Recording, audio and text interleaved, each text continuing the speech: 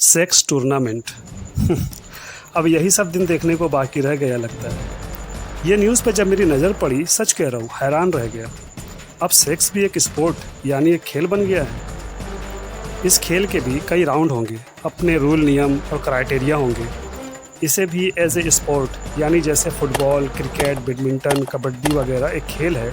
इनमें टूर्नामेंट होते हैं, चैम्पियनशिप होती है, हार जीत होता है।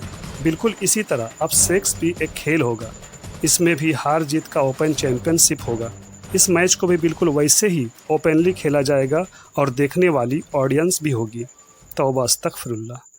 हमारे प्यारे नबी सल्लल्लाहु अलैहि वसल्लम ने क़यामत की निशानी में एक निशानी ये भी बताई थी, जो अब ये सच होती नज़र आ रही है। एक वक्त ऐसा आएगा कि शराब और जिना यानी मर्द औरत के नाजायज़ संबंध एकदम आम हो जाएगा।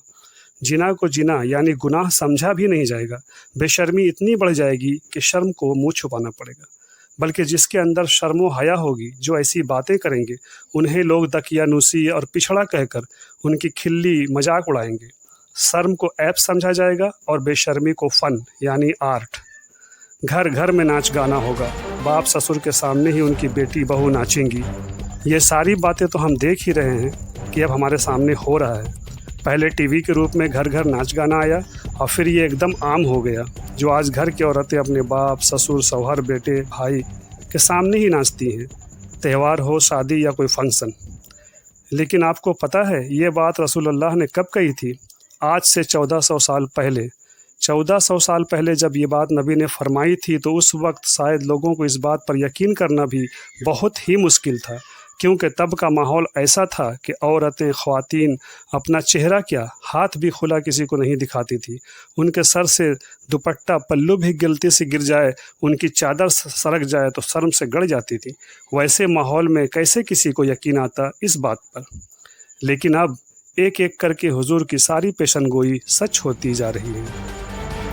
मैं ये सोच के हैरान हूँ दोस्तों कि कैसे एक शर्म और हया के अमल को बंद कमरों से निकाल कर खुले में एज ए स्पोर्ट पेश किया जा रहा है। ये एक निहायत ही घटिया और बेशर्मी की हद पार करने वाला अमल है। वैसे इस बात पर बवाल छिड़ा है, डिबेट हो रहे हैं, लेकिन रिपोर्ट की माने तो दुनिया का सबसे पहला सेक्स चैम्पियनशिप जो होने वाला है, वो चैम्पियनशिप यूरोपियन सेक्स चैम्पियनशिप के नाम से 8 जून से स्वीडन के गोथेनबर्ग सिटी में स्टार्ट हो रहा है।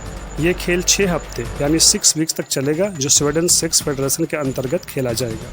इस खेल में 16 अलग अलग तरीके के सेक्स एक्टिविटीज़ यानी डिसिप्लिन होंगे, जो खिलाड़ी अपने कैपेसिटी, अपने हुनर के मुताबिक पार्टिसिपेट कर पाएंगे। इस मैच को हर दिन 6 घंटे खेला जाएगा, जिसमें हर अलग अलग एक्टिविटीज़ यानी जो मैंने आपको पहले बताया कि 16 अलग अलग तरीके के सेक्सुअल खेल इसमें होंगे, तो हर एक एक्टिविटीज़ के इंडिविजुअल मैच 45 मिनट से लेकर 1 घंटे का हो सकता है, ऐसा रिपोर्ट में कहा गया है।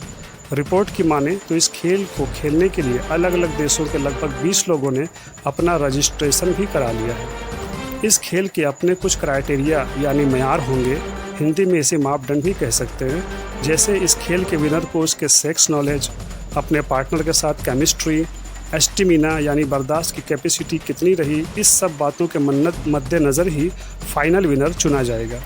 जो ऑडियंस देखने वाले दर्शक होंगे, वो भी अपना मत रख सकेंगे खेल के विनर को लेकर। इस सेक्स के खेल में सिर्फ मर्द और औरत ही नहीं, बल्कि औरत बनाम औरत और मर्द बनाम मर्द यानी लेस्बियन और गे भी पार्टिसिपेट कर पाएंगे।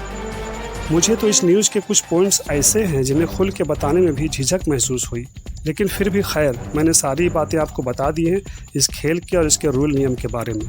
हो सकता है कि ये खेल अपने निर्धारित समय से स्टार्ट हो जाए, या हो सकता है कि ये कुछ वक्त के लिए पोस्टपोन भी हो जाए, लेकिन आज नहीं तो कल ये खेल अब ज़रूर शुरू होकर रहेगा।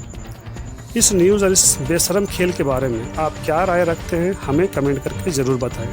लेकिन इतना ध्यान ज़रूर रखें कि ये सिर्फ हम तक ही सीमित नहीं होगी, बल्कि हमारे बच्चे, हमारे समाज के आने वाली नस्लों का क्या होगा, वो भी इसी घटिया काम का हिस्सा बने तो हमें कैसा लगेगा।